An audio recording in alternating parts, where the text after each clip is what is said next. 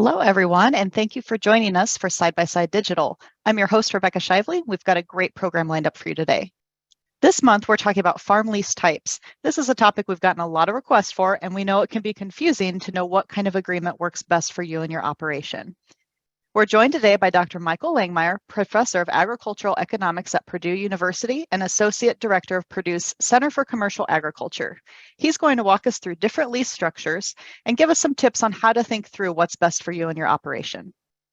Dr. Langemeier, thanks for joining us today. I'll go ahead and turn it over to you. Glad to be here. This is a topic that I address quite a bit with extension audiences, and in particular, I've helped quite a few people with flex leases. They're certainly not for everybody, but we'll talk about the advantages and disadvantages of flex leases, as well as talking about cash rent leases and share rent leases. And then if I have time, towards the end, I'll give you my thoughts of where cash rents and land values may be going here in the next 1 to 2 years. Let me start by sharing my screen. Okay, I call this Ag Leasing 101. I did that for a couple of reasons. First of all, this is somewhat of an introductory topic, introductory discussion of these topics, but we can get into more detail in your question and answers. That's certainly possible. But there's also a website called Ag Lease 101 that you may want to take a look at, particularly if you're interested in looking at some sample forms for cash rent, share rent, and flex leases, as well as pasture leases.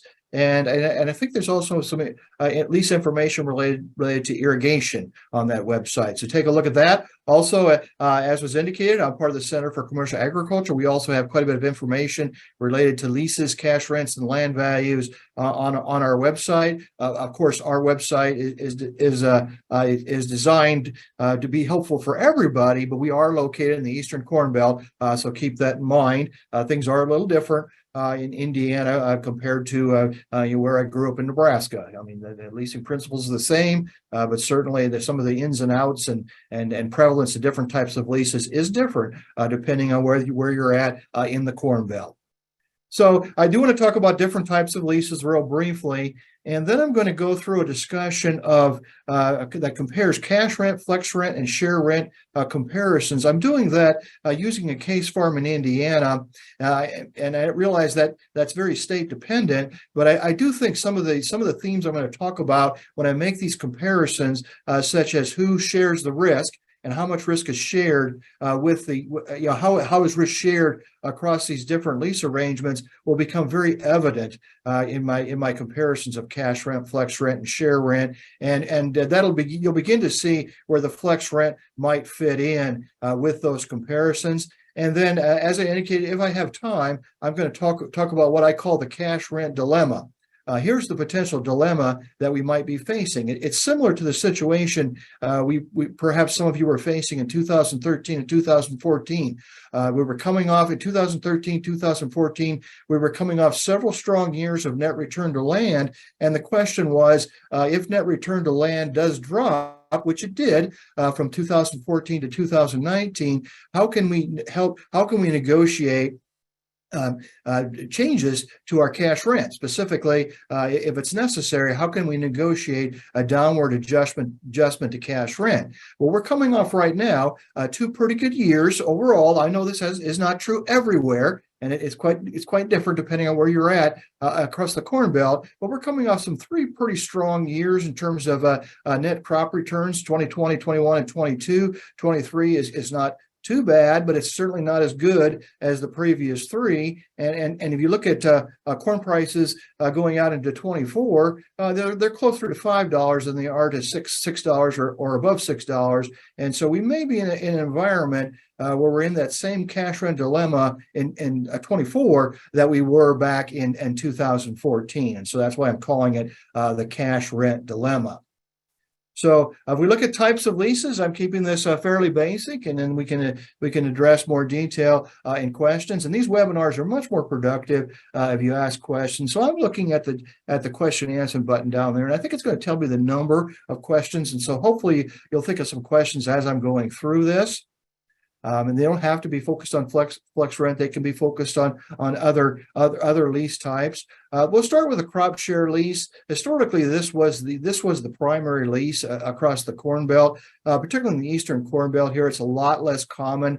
We've moved more towards the cash rent and flex rent leases because the landowner simply did not want to share as much of the risk as you share with a crop share lease. And the reason why there's more risk with the crop share lease is the tenant and landowner share some of the input costs, and so there is that uncertainty or variability in input costs. Think about fertilizer here. The last couple years, it increased rather dramatically in 22 compared to 2021. It's fairly high in 23, and it looks like it might be lower in 24. Well, that's a risk to the landowner if they're paying some of that fertilizer bill. And seed and chemicals is in a similar situation, particularly post-COVID. Chemical costs were relatively high. Well, that's a risk to the landowner, and so that's what I mean when they're sharing more risk, or more risk is shared, or the landowner has more risk under these crop share lease arrangements. Under this arrangement, landowner pays land ownership costs, and so if there's any improvements that need to be made, they're responsible for those. They're responsible for the real estate taxes and those kinds of costs too. The tenant pays the remaining costs, the costs that are not land ownership costs, and typically seed, fertilizer, and chemicals. It doesn't necessarily have to be seed, fertilizer, and chemicals. I know as you go further west, not all of those three are included in crop share leases. But in a lot of leases in Iowa, Illinois, and Indiana, and Ohio, that seed, fertilizer, and chemical is typically shared. The other source of risk for the landowner is you share the revenue. That's really good in years like 21 and 22, but think about years like 2019, for example, or 2015. We're going to see a chart of this in a little bit, looking at different landowner net returns, and there's some years during that 14 to 19 period where their income per acre was relatively low with this crop share lease because we're sharing the price and yield risk. And in my experience, we still have quite a few landowners that are former farmers that want to use the crop share lease, and that's not all the landowners that use it, but that group in particular seems to like the crop share lease. And then as you move further west, they do become more common. They're pretty common. They're more common in Nebraska and Kansas than they certainly are here in Indiana in the Eastern Corn Belt. So that's kind of our historical standard, the crop share lease, and obviously the shares vary. They're more 50-50 in the Eastern Corn Belt here. And as you go all the way to Western Nebraska, they're more 1/3, 2/3, maybe 40-60 in Eastern Nebraska, or 50-50, depending on exactly what type of land it is. And so that share does change depending on where you're at in the Corn Belt. But that's the basic idea, as we're sharing some of the costs and we're sharing the revenue. The cash lease. A lot of landowners really like this because they know exactly what they're going to get. We have a lot of one-year leases, and so they know exactly what they're going to get for 1 year. That doesn't mean that's going to be the same 2, 3, 4 years out, but at least for that year, they know what they're going to get in terms of cash rent. And that's very attractive, particularly for landowners that are retired and which a lot of landowners are, and they like that fact that they know what that revenue is going to be. In this case, the tenant pays all operating costs. The landowner pays all land ownership costs, which are primarily real estate taxes. But if there is some improvements that need to be made, the landowner either needs to pay for those, or to come into some kind of agreement. We're going to adjust rent, and the operator landowner pay those together. And we can talk about situations like that if you want to. For example, tile drainage. How do we pay for tile drainage on rented ground? I've got some thoughts there, not perfect thoughts by any means, or not the answer, but I have some thoughts on how that can be done. In this case, the operator, the tenant, receives all revenue, crop government payments, and crop insurance indemnity payments. So it's less record keeping for them in terms of the revenue. And the landowner, as I said, receives a fixed rental amount. The tenant takes all price and yield risk. The reason why the flex rents came about, and they've been around for a while, but they've become more prevalent the last few years, is sometimes sometimes a landowner, they see these increases in crop prices. Maybe they see these high yields and they say, boy, I wish I could take advantage of that. At the same time, they like the fact that the flex leases, which I'm going to get to next, the fact that the flex leases have more of a safety net than the share leases, particularly the flex lease that I'm going to talk about. It has a base rent. And so you know you're not going to get as much as the fixed cash rent lease in terms of a base payment typically, but you know in years where the yields are really high or the price is really high or both, like we saw in 21 and 22, a lot of places, that some of that revenue is going to be shared with the landowner. And so I'm talking about this from the landowner perspective, but you can just flip it around and you can think about it from the operator perspective. And so I can see why some landowners find these appealing. And so let's look at the little difference here, and then we'll make some comparisons between the three different types of leases. I should say, first of all, that there's a lot of different flexible cash leases. When I was talking about this topic maybe 15 years ago, I was at Kansas State. At that time, I moved to Purdue about 11 years ago. But when we were talking about flex leases in Kansas State, and I'm sure it was true here at Purdue, we were talking about leases that flex on yield and price. It's become more common, though they're still around, leases that flex on yield or price, and it's usually one or the other. It's much more common now to flex on revenue. And so my discussion is going to focus on flex leases that focus on revenue, and I'll get more specific here in the next couple of slides. But here the tenant pays all operating costs, just like a cash lease. Landowner pays all land ownership costs, just like a cash lease.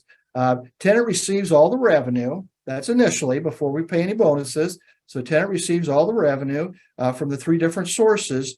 And then here, some of that revenue is going to be shared. And I'm getting into that in the last point here. The rent is going to vary depending on the price, yield, or gross revenue. And as I indicated, it's typical now to vary depending on the gross revenue. And so the way these typically work is you have a base cash rent. The example I'm going to talk about is a 90% base. And so the base is 10% below the market cash rent. And then if certain conditions hold, i.e. high gross revenue, that revenue above a certain threshold, and there's many ways to come up with that threshold, but that revenue above the threshold is shared. And so like I said, if it looks like we hit a home run, we have good prices, we have good yields, then some of that high revenue is shared with the landlord. I really view flexible leases as kind of a combination or an in-between between share leases and cash rent leases. The flex leases have a nice feature in that they do have that floor, where share leases don't have a floor necessarily. It's a pretty low net income from a landowner's standpoint with a share lease if you have a really poor crop and you have low crop insurance coverage level. But with these flex leases, there's a floor there, and then in really good years, you do get to take it. You do get a higher income. At least some of the extra revenue, if you will, above that threshold is shared with the landowner. And so let's move on here with these comparisons. I think that'll bring home some of the points I made a little bit more. So in this case, I've got estimated landowner net return. So again, the landowner perspective. I'm using a case farm example in West Central Indiana. It's a 3,000 acre farm that's 50% corn and 50% soybeans. So that would be very typical for this part of the world. This year we planted 50% corn and 50% soybeans in Indiana. So very little continuous corn or continuous soybeans for that matter. So we have estimated landowner returns from 2007 to 2023. The 2023 obviously is projected. Why did I start with 2007? I wanted to start at the beginning of the ethanol boom. We certainly have a difference in prices, 2007 forward versus pre-2007. And so I wanted to start with 2007 in these comparisons. I've also done work going all the way back into the early 90s. It doesn't substantially change the information I'm going to share. But we're comparing the net returns from three leases: crop share lease, fixed cash lease, and flexible cash lease. And I'll get into the details here of those leases in the next couple slides.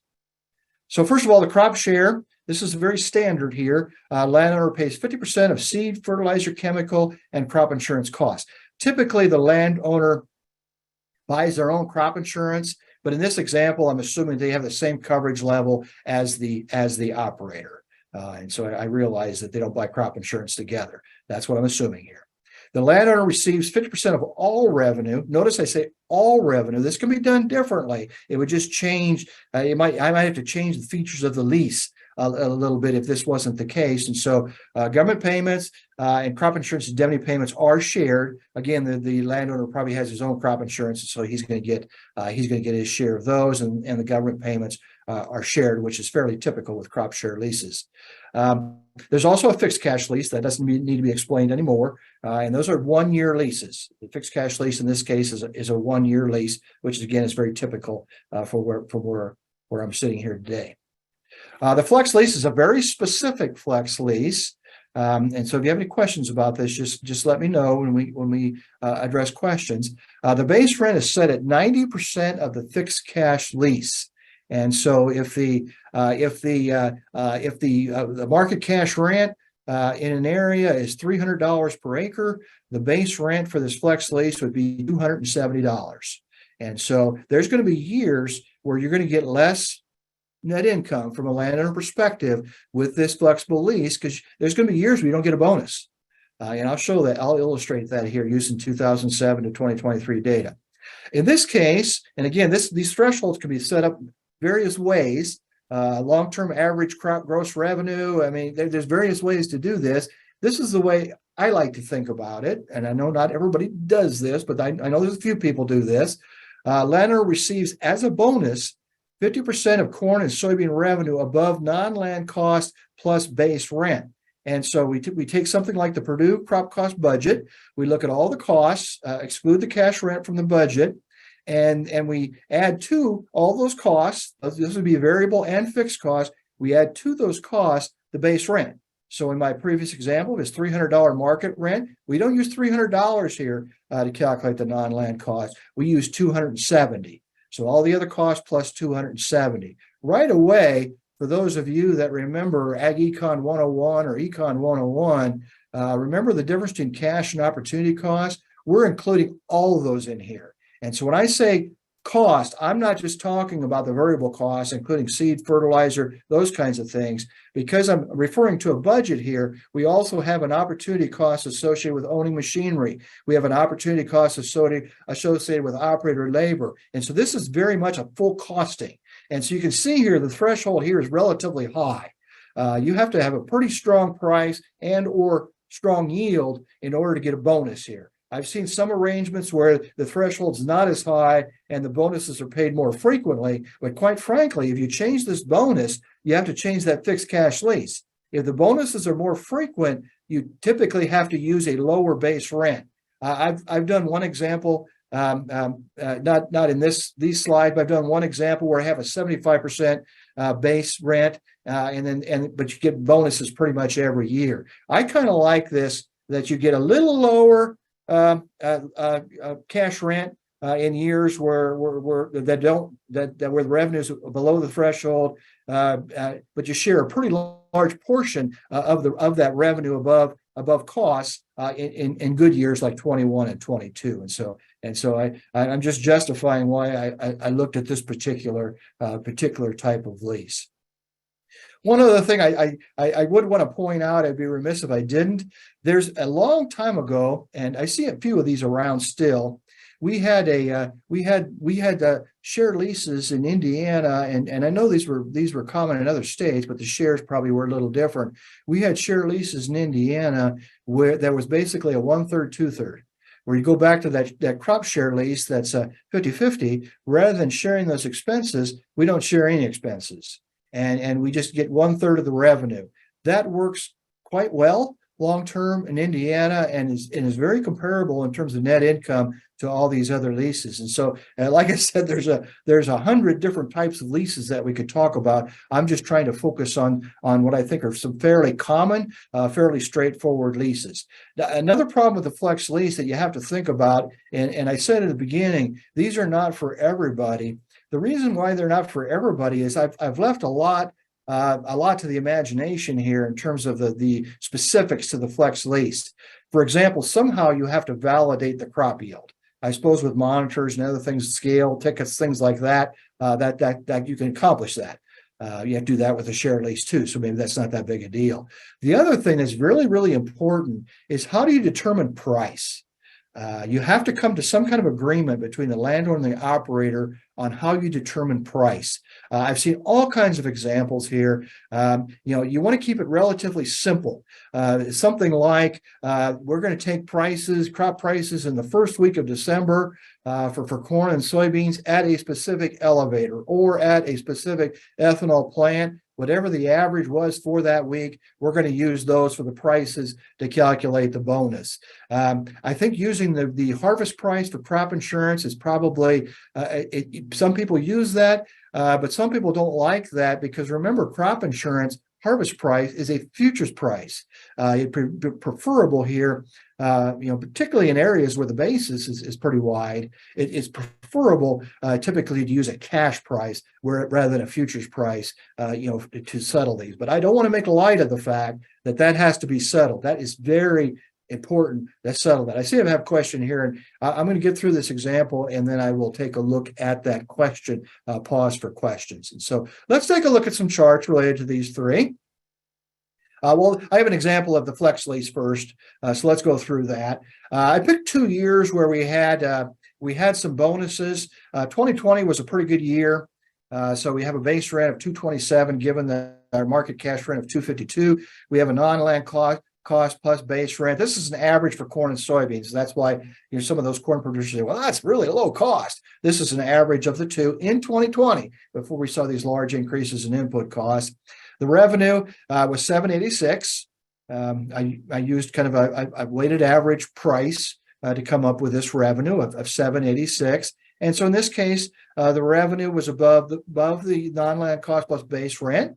We share that. And so the landowner got $227 plus $52 bonus. And again, the non-land cost was based on some kind of crop budget, if you will.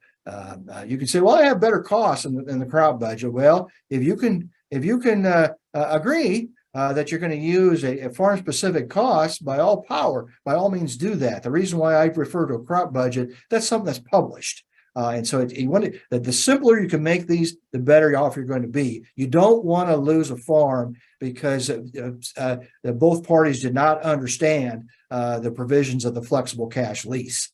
You don't want to lose a farm over that. And so you need to be very clear on how these bonuses are going to be paid. The 2023, this is my projection. It turned out to no bonus in a heartbeat here because price seems to be fluctuating around and we don't know what the yields are going to be yet. So the base rent here is $251. Our cash rent was $278 for this case farm in northwest Indiana, right by Tippecanoe here, where Purdue is located. That's for average productivity land. Our high productivity would be well over 300.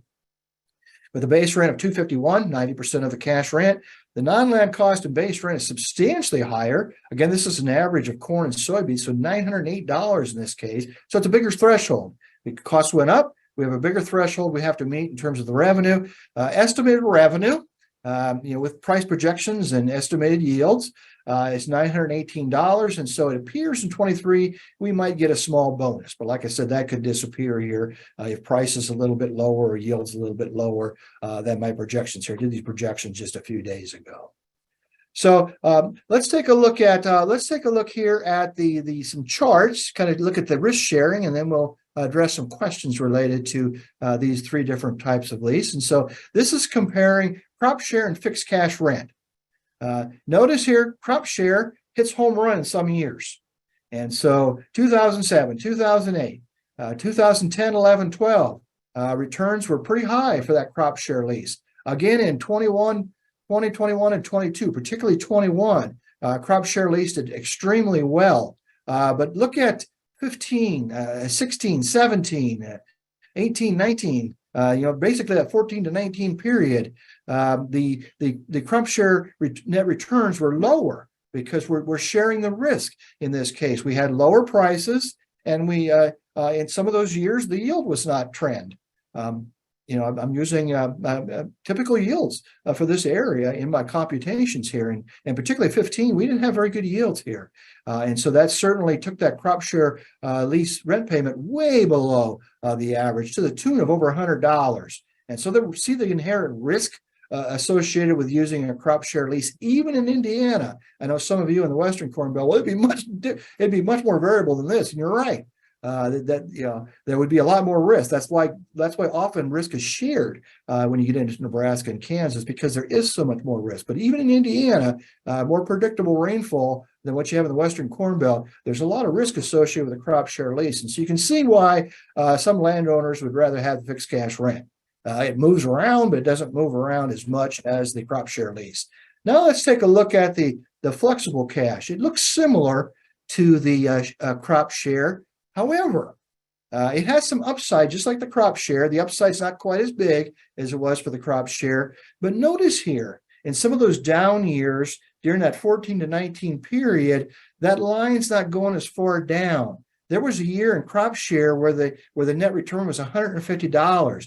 Well, in this case, we only go down to that base rent, and so that downside is chopped off with this flex lease. You can see why this is attractive to some landowners. Is I get protected, and I realize I'm going to get a lower cash rent in these low gross revenue years, but years like 21, I'm going to get a pretty large bonus. Rather than getting in this case $260 cash rent, I'm going to get cash rent $375, and so I'm going to get a $100 over $100 per acre bonus. And again, this is corn and soybeans. Corn would be a larger bonus in 21 compared to just the average of the two.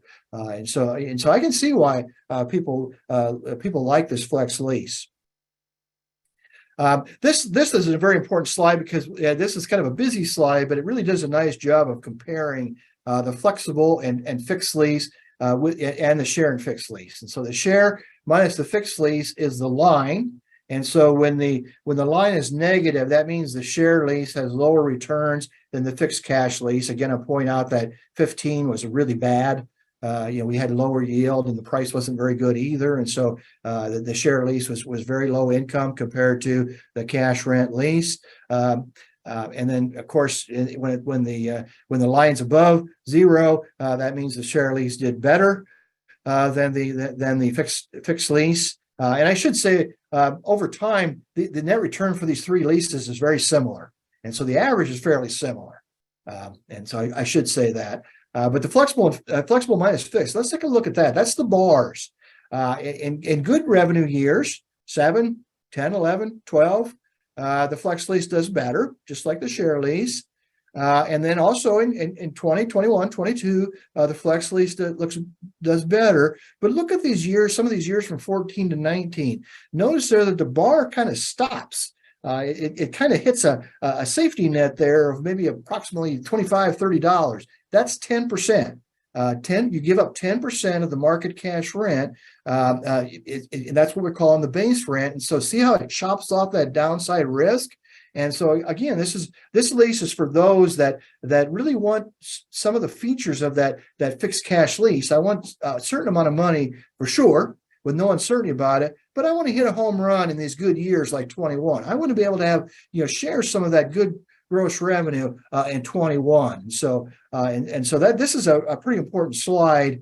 And I can share these with anybody. I mean, the Farm Credit people are willing to, they can share these slides, post them, whatever, but they'd also be available for me. In fact, I'm going to try to post these to the Center for Commercial Agriculture website. And so I'm also working on a Farm Doc Daily article that has some of the same information that I hope to publish in the next 2 or 3 weeks. I'll update the 23 data and go ahead and publish that for those of you that follow the Farm Doc Daily.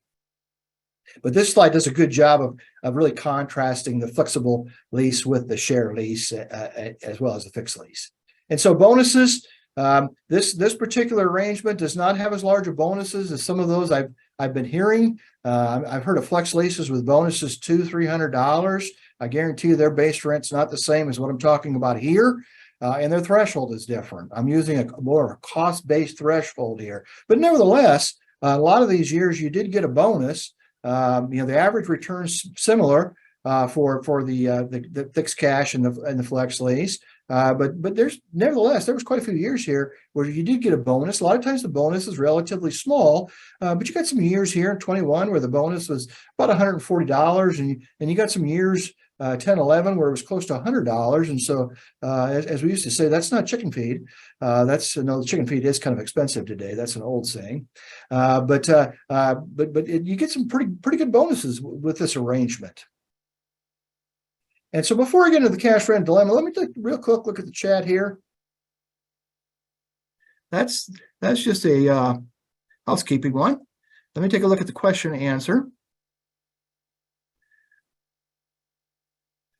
I'm going to go ahead and read this, and I'll go ahead and answer it.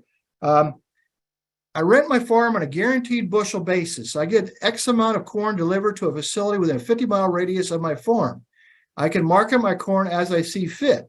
I have price risk, but not production risk. The renter has no cash output, so his balance sheet remains stronger. Has worked very well for me.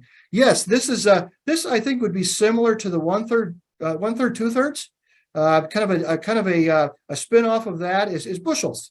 I'm going to have so many bushels, that the landlord's going to receive, and they can go ahead and market that crop they want. Sometimes they want some help with the operator marketing that crop, so that transparency needs to be there in terms of how that crop compares. But yeah, this is very similar to that 1/3, 2/3. And so, as I said, there's various ways of doing these leases. Any other questions, particularly on the flex lease? Otherwise, I will get into my my spiel about where cash rents and land values may be heading.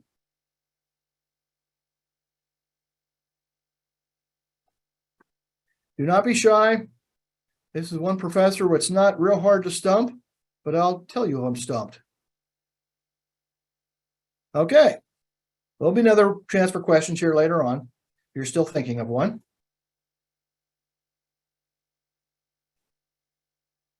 So before I get into that, this is India specific, but this is something to think about if you're thinking about these different leasing arrangements, particularly if you're doing the bushel rent like the question asked. But if you're thinking about this 1/3, 2/3, how do we come about with these lease shares? How do these come about? Well, typically what we do, this is looking at a snapshot of a recent cost share. You look at long run cost shares. How much of the total cost, now this is cash and opportunity cost, just like a cost budget would be in Nebraska, Iowa, Minnesota, Illinois, Indiana, Ohio State. All these Langemeier universities have crop budgets. They all look somewhat similar. I wish they looked identical, but they don't. But they look somewhat similar. But they do include cost and opportunity costs, and so this does include that. So notice there's machinery costs here and labor costs, and those are opportunity costs. So they don't depend on the amount borrowed for a particular farm. But if for corn, looking at the shares, it's typically from 25 to 30%. Recently, it's been 27%. So 27% of the cost is cash rent. So if you were doing continuous corn, the 1/3, 2/3 would probably be a little too high a rent. That'd be a little bit too much for the landowner because cash rent over time is only 27% of the cost. But I'm assuming a corn soybean rotation. If you go to soybeans do not have the high nitrogen costs. There's other costs there's other costs that are also not as high for soybeans as they are for corn. Labor costs, for example, is not as high. But you just go on and on down the budget. There's quite a few costs that are lower for soybeans compared to corn. Soybeans is 38%. And so if you average those two together, you come right about 1/3, 2/3. So that's why that works. That's how we got the 50-50. Sharing certain costs. Those come out over a long period of time as being advantageous to both parties.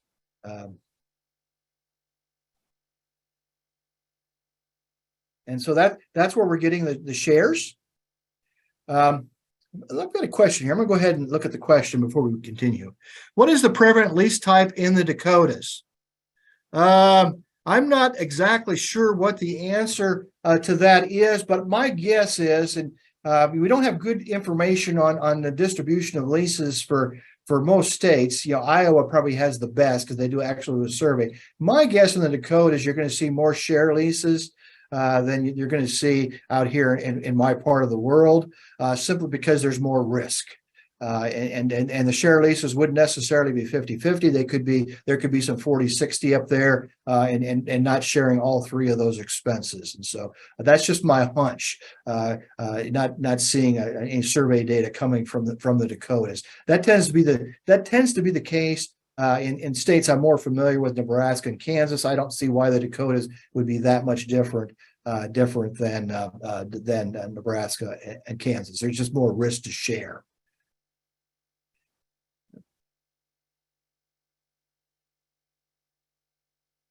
Do you put a cap maximum on the flex lease bonus? If so, how do you determine that cap?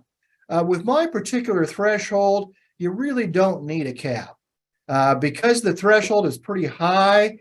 Even in 21, which was the best net return for this case farm since 73. So even in 21, the bonus was still $150. Now I have seen different thresholds that particularly the threshold is lower. I think with those, even with a lower base, you might need a cap. And I don't exactly know how you would set that cap. But if you use logic here and do some backcasting like I've done, you probably want to chop out years where the bonus is 200 plus. I'm kind of sticking my neck out here a little bit, but that seems to me to be, if you're starting to talk about cash rent that's double, that seems to me to be an outlier, and you'd put some kind of cap on it. The 40-60 crop share leases, well, those vary a little bit in terms of what they include, but a lot of the 40-60 leases probably won't include corn, fertilizer, and chemicals. They might be just corn and fertilizer. That's been my experience. Except when you get out to western Nebraska, in that territory, that's 1/3, 2/3, and includes fertilizer. And a couple ag economists in Nebraska have a good land value survey, and in that survey, or as a spinoff, they also have some of the costs that are shared. And so I'd encourage you to take a look at that. But in my experience, the 40-60 typically doesn't share all three of those costs. It's just seed and fertilizer. And why lower than the 50-50? Well, different part of the world, the revenue's different.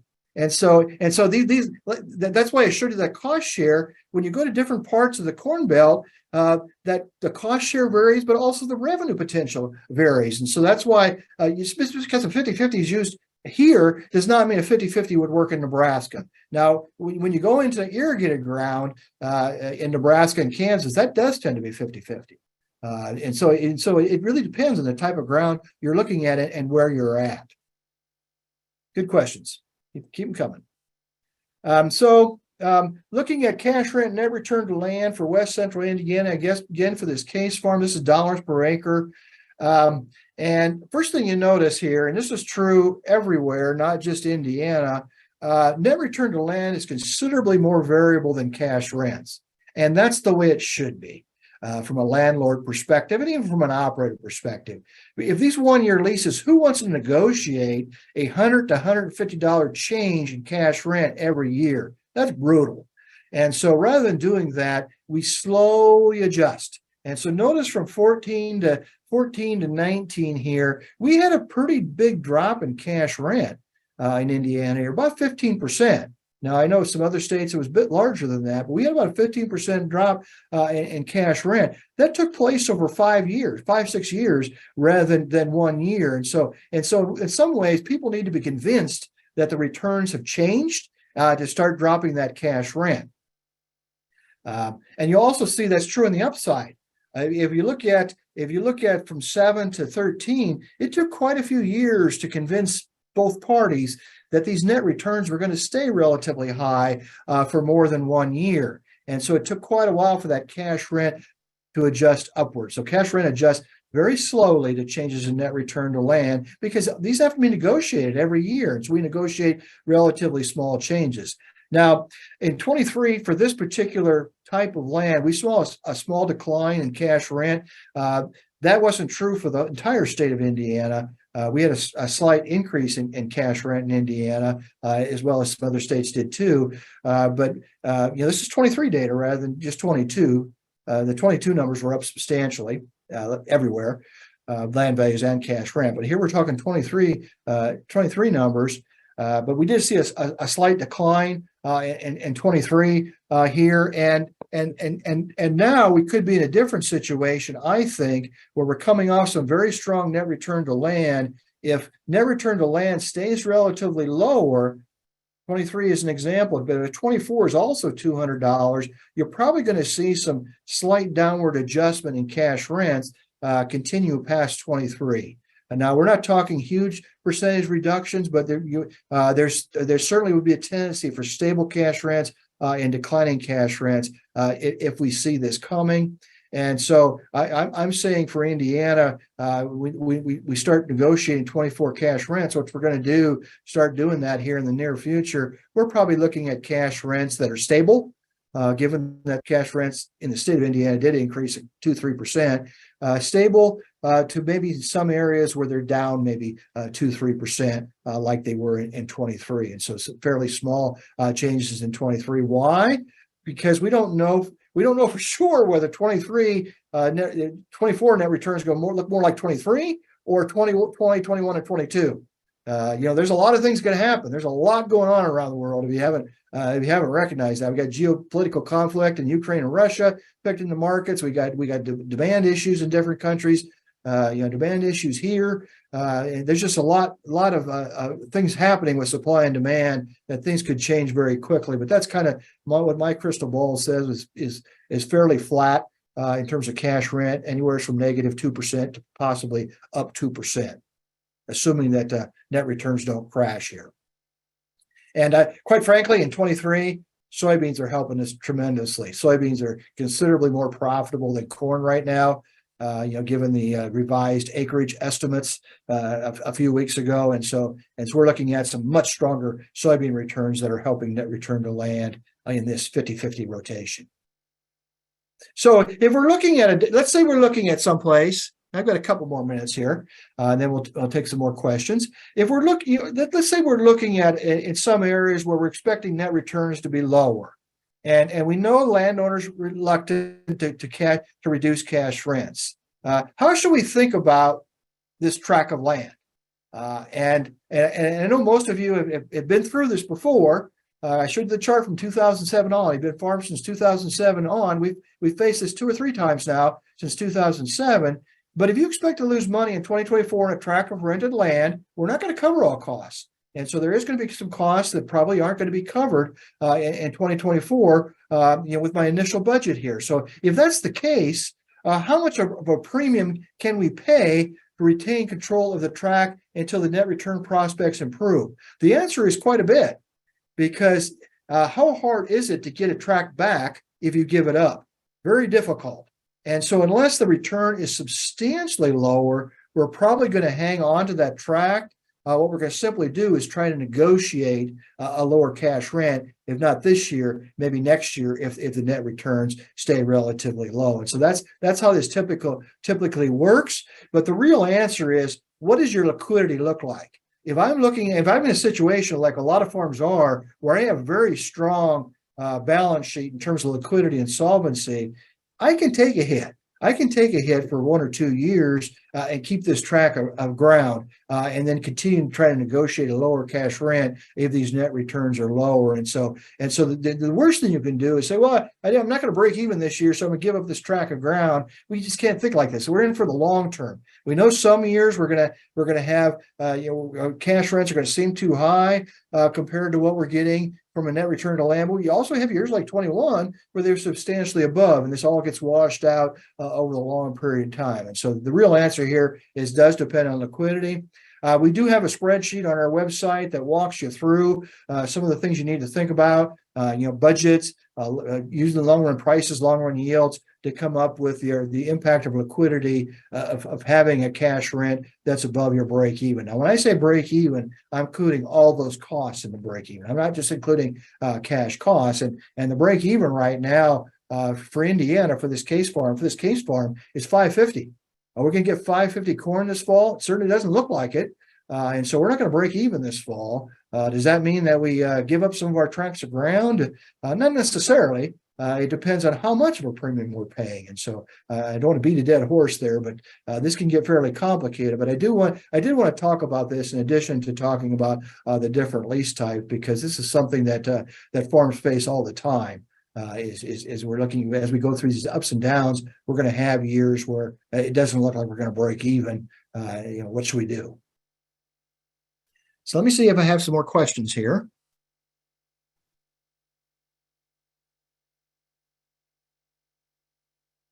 But we certainly have time now. You asked me a few questions here. We certainly have time to cover some questions. Yeah, maybe one question that might be good to touch on. So say someone's currently operating with a cash rent agreement. What's kind of your best advice on how to transition to a flex lease? So is there an ideal time of year, and kind of what steps are involved? Do I need to go get my lawyer to draw up a paper? Kind of what would your recommendation be if you want to change? First of all, look at the form on Ag Lease 101. There's a form for both cash rent and flex lease. You'll see if that is going to be able to work for you. But the main things you need to think about is start thinking about all the different things you're going to need to do if you're going to flex lease. For example, what's the base rent going to be? Think about that. That's a very important decision. Another decision is, what is the threshold going to be? Am I going to use some kind of long run average gross revenue, or am I going to use something that's more cost based like I'm doing here? The cost base is more advantageous, I think, for the operator. That's kind of the way I suggested. It's something that makes a lot of sense from an operator perspective to use a cost-based threshold. So you need to think about the threshold. The other thing you really need to think about is, how is price going to be determined? And quite frankly, whether I used a flex lease or not would really depend on the landlord I'm dealing with. If I'm dealing with a landlord that is really not going to understand the ins and outs of production agriculture, and it's going to be very difficult to explain the threshold. It's going to be very difficult to explain, price settlement. Don't do it. But if you have a landlord, particularly if they're previously farmed, that understands some of the risk associated with agriculture, they're more amenable to this, because you can pitch it saying, yeah, I'm going to pay less cash rent in certain years, but in years like 21, you're going to get a big bonus. That's attractive to some landlords. And so I would make this very landlord specific. But before you get into that discussion with a landlord, think about those three things. What's my base? What's the threshold? And how am I going to determine price? Validating yields, you probably already do that with your landlords, and so that's probably not a big deal. But think about those things before you approach the landlord, and then be very cautious approaching certain types of landlords. I'll just be more specific. If I had a landlord in a nursing home, flex rent, no. If I had a landlord that's formed 5 years ago, probably at least address it as something that might be possible for them. Yeah, great advice though. There, you got to know your audience. It looks like a couple other questions have come in. One is around bushel rent. How are bushels determined, federal crop yield, and what percent? I would do it more like I do that 1/3, 2/3. Think about what would be a share that makes sense for my area. Again, the 1/3, 2/3 makes sense for Indiana. I have to do some calculations for someplace else, but what makes sense for my area, and then just kind of use that. In my case, I think 1/3 of the bushels would make sense.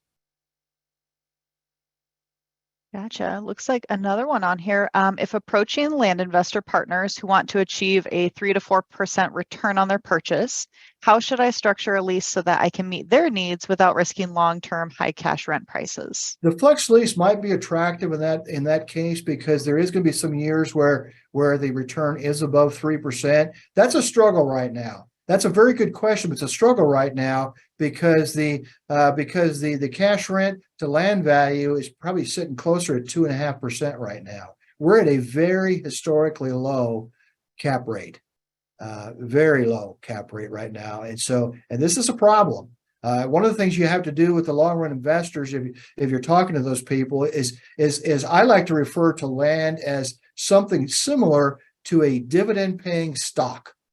I get a dividend, which is the cash rent every year, but I get a pretty healthy capital gain particularly over a long period of time. And for Indiana, I don't think this would be true for.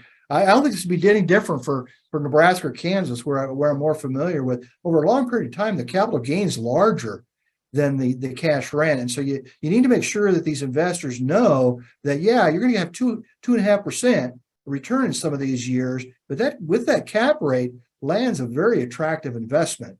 It has a very attractive return if you add the cash rent to the capital gain. I've had a student do some research on this, and there's a reason why institutional investors are interested in land. It has a fairly good return for the risk. We think of agriculture as risky. It's not near as risky as a tech stock, investing in a tech company, not even close to as risky as that. And so the risk is not bothering these people that much. The other thing they really like is the fact that land returns are not correlated with the S&P 500. That's obvious to us in agriculture that we have a different cycle. Think 7 and 8. Those were good years for production agriculture. 2008 was awful for the U.S. economy. And so that's really attractive to an outside investor, whether they be an institutional investor or there's a lot of people in rural communities that are either retired farmers or business people that want to invest in land. We have those all over the Corn Belt. That land's also attractive for those people because of the fact that it's not correlated with other business income. That was more than you probably wanted there, but you got me on my soapbox on that one. I love that topic. Nope, good stuff. And it looks like our listener appreciated that answer, so thank you. Let's see if we have any more questions in here. I know we're running a little low on time. Oh, one more that just came in. Landowner wants 1/3 of crop as cash rent. Is there a way to determine yield without taking it all to the elevator if I wanted to use on-farm storage for my portion? You would have to negotiate that, but I would think with a combination of on-farm storage and yield monitor, assuming that you've validated your yield monitor, I would think for some landowners that would be sufficient. It would just depend on the landowner. Some would want those scale tickets. Others might find it acceptable to the on-farm storage and something like that. And really the how the grain is, in the share leases. How the grain is stored varies tremendously. A lot of these share leases are between family members, and so a lot of times it goes to the on-farm storage, and you could probably be a little looser in terms of measuring the yield. You want to be fair. I'm not saying that, but you can be a little looser in how you estimate that yield because it's all going to the same storage facility, and it might even be marketed. By the operator. The landowner might be satisfied with having the operator help them market that crop. It can go all the way to there where you have to take every bushel to the elevator and it has to be weighed, and the landowner does all the marketing themselves, and everything else in between. So it really is landowner specific, that question. Gotcha.